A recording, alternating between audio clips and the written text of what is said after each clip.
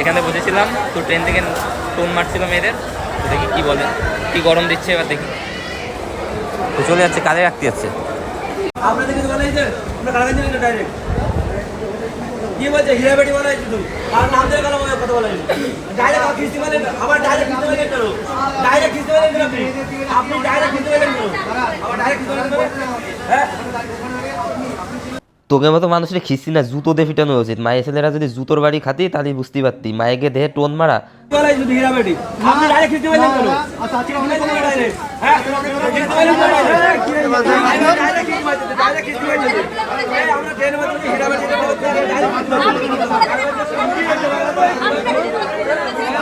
Video করতে, হ্যাঁ তো করো, চলো ভিডিও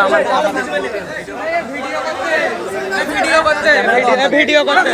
কেন ভিডিও বন্ধ করবো কেন? তোর বাপের বিয়ে লাগছে, ভিডিও করবো না? তো গাইস, আসল বিষয়টা হলো আমরা যখন ট্রেন থেকে নামলাম, নেমে সাইডে দাঁড়িয়েছিলাম, তো সবাই মানে একটু ক্লান্ত হয়ে গেছিলো, এর জন্য রেস্ট নিচ্ছিল বসে।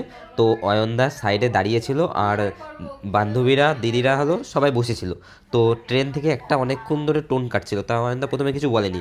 তারপরে ছেলেটা অয়নদাকে মানে বুঝতে পারেনি যে আমাদের দলের লোক।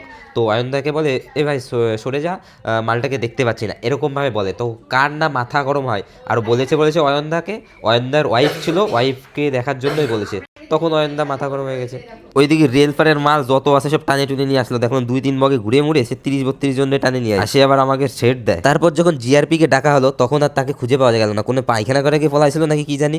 তো ওর বন্ধুরা তো আসলো, কিছু কিছু চ্যাংরা মাল ছিল, সে একটা মালও নেই, এতগুলো মাল ছিল সবগুলো পালাইছে, খালি ওই হোয়াইট ড্রেস পরে ওই একটা রয়ে গেছে। তারপরে ও নিজে আসে পা ধরে ক্ষমা চাচ্ছে। তো গাইজ, মেয়েদেরকে একটা কথাই বলছি, তোমাদের সামনে যদি এরকম পাবলিক পড়ে না, জুতো দিয়ে ফিটো বা জেনে দেখবা সেনে, তারপরে অন্য কথা।